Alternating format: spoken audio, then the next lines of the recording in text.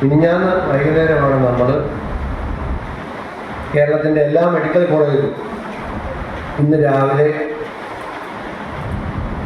പ്രതിഷേധ മാർച്ചും ധർണയും നടത്താൻ തീരുമാനിച്ചു.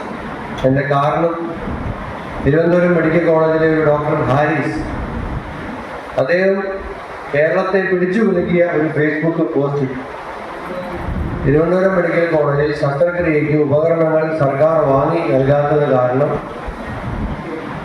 ശസ്ത്രക്രിയ മുടങ്ങുന്നു, സാധാരണക്കാരായ രോഗികൾ പ്രയാസം അനുഭവിക്കുന്നു എന്ന് അദ്ദേഹം തുറന്നു പറഞ്ഞപ്പോഴാണ് ആ അർത്ഥത്തിൽ അത് ജനങ്ങളുടെ ശ്രദ്ധയിലേക്ക് വന്നത്. അദ്ദേഹം ഒരു കോൺഗ്രസ് അനുഭാവിയൊന്നുമല്ല. അദ്ദേഹം കഴിഞ്ഞ ആഴ്ചയും എം സ്വരാജിനെ അഭിവാദ്യം അർപ്പിച്ചുകൊണ്ട് തോറ്റതിന് ശേഷം, ജയിച്ചപ്പോഴല്ല, തോറ്റതിന് ശേഷവും അവിടെ കിട്ടിയ വോട്ട് അത് വെച്ചിട്ട് ആ വോട്ട് ചെയ്ത ആളുകളെ അഭിവാദ്യം ചെയ്യുന്നു എന്ന് പറഞ്ഞ് ഇതേ പേജിൽ ഫേസ്ബുക്കിൽ പോസ്റ്റ് ഇട്ടയാളാണ് ഈ ഡോക്ടർ. അപ്പോൾ അദ്ദേഹം ഒരു ഇടതുപക്ഷ CPM അനുഭാവിയാണ്.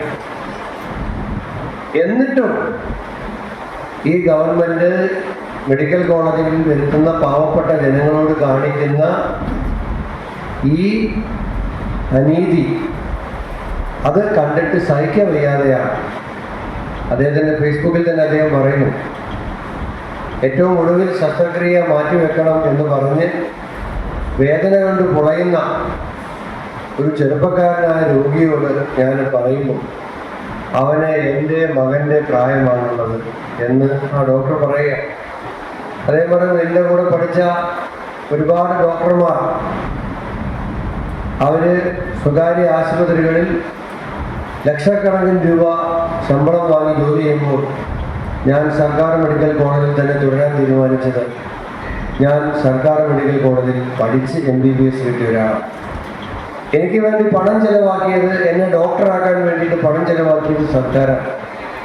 സർക്കാരിന് എനിക്ക് വേണ്ടി ചെലവാക്കാൻ പണം ലഭിച്ചത് ഈ നാട്ടിലെ പാവപ്പെട്ടവർ കൊടുക്കുന്ന നികുതി പണത്തിൽ നിന്നാണ്.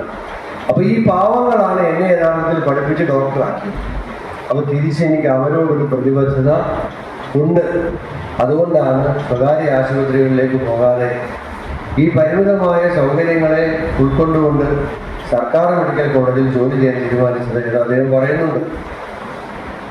ഇത്രയും പരാജയപ്പെട്ട ഒരു ആരോഗ്യവകുപ്പ് മന്ത്രി, ഞാൻ ഇന്നലെ ശ്രീ കെ മുരളീധരൻ പറയുന്നവരൊന്നും പറയുന്നില്ല, എന്നാലും ഇത്രയും പരാജയമായ ഒരു ആരോഗ്യമന്ത്രി കേരളത്തിൻ്റെ ചരിത്രത്തിലുണ്ടായിരുന്നു. ഇതിൻ്റെ അർത്ഥം ഇതിന് മുമ്പുണ്ടായിരുന്ന ആരോഗ്യമന്ത്രി മെച്ചമായിരുന്നു എന്നുള്ളതല്ല.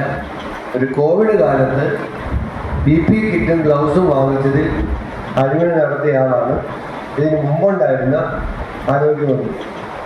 ആ മന്ത്രിയും പൊങ്ങച്ചം പറയുന്നതിൽ ഒട്ടും മോശമായിരുന്നില്ല.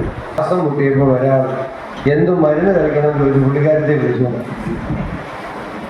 എല്ലാം കേൾക്കാൻ വിധിക്കപ്പെട്ടവരായി മലയാളികൾ മാറിക്കഴിഞ്ഞു എന്നുള്ളതാണ്. കുറച്ച് ചെറിയ മാറ്റമൊക്കെ ഉണ്ടായിട്ടുണ്ട്. അതാണ് നിലമ്പൂർ കണ്ടത്. ഈ പ്രതികൂല സാഹചര്യത്തിൽ പോലും ഉജ്ജ്വലമായ വിജയം നിലമ്പൂർ നമുക്ക് നേടാൻ കഴിഞ്ഞതിൻ്റെ ഒരു കാരണം എല്ലാ വിഭാഗം ആളുകളും ഈ സർക്കാരിനെ വെറുത്തിട്ടുണ്ട്. 9 വർഷത്തെ പിണറായി വിജയൻ സർക്കാർ ജീവനക്കാർക്ക് കൊടുക്കാനുള്ളത് 65,000 കോടിയാണ്. 65,000 കോടിയാണ് കുടിശ്ശിക. പല ഇനത്തിൽ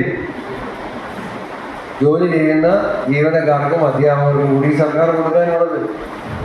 ഈ കുടിശ്ശിക മാത്രമല്ല, മറ്റു ആനുകൂല്യങ്ങൾ.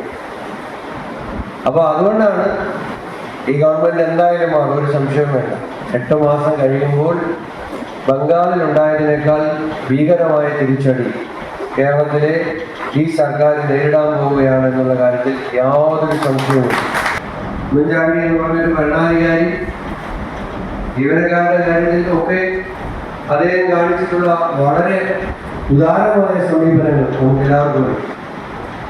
അതുകൊണ്ട് ആ പ്രവർത്തനങ്ങളുമായി മുന്നോട്ട് പോകാൻ ഈ ജില്ലയിലെ നെൽക്കോയിലെ ജീവനക്കാർക്ക് ആത്മവിശ്വാസം നൽകുന്ന ജില്ലാ സമ്മേളനങ്ങളിൽ ആത്മാർത്ഥമായി അഭിവാദ്യം ചെയ്തുകൊണ്ട് ഈ ജില്ലാ സമ്മേളനം ഔപചാരികമായി ഉദ്ഘാടനം ചെയ്തതായി നന്ദി.